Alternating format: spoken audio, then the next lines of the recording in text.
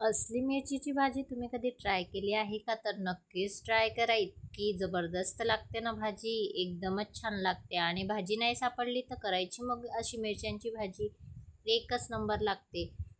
तुम्ही वरण भात सोबत खा, एकदमच छान लागेल. आता बघा, बाजारातून छान मिरच्या आणलेल्या होत्या, त्यांना छान धुवून घेतल्या, पुसून घेतल्या आणि त्यांचे असे काप आपण करून घेतले. मस्तच आता कढाई ठेवली गॅसवर, तेल तापवत आपण ठेवलेलं होतं. त्यानंतर आपण जिरे टाकले, ते तडतडले छान.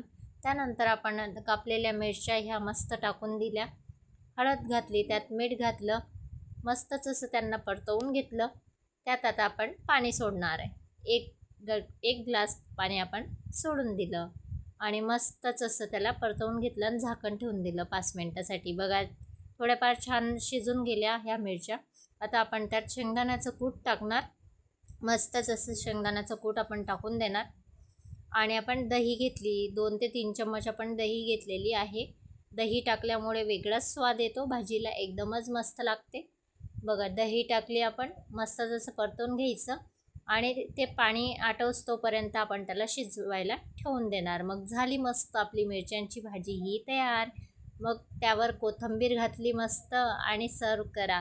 इतकी टेस्ट आणि जबरदस्त लागते ना. तुम्ही व्हिडिओ जर तुम्हाला आवडला असेल तर नक्कीच लाईक, शेअर, सबस्क्राईब नक्कीच करा यूट्यूब चॅनलला.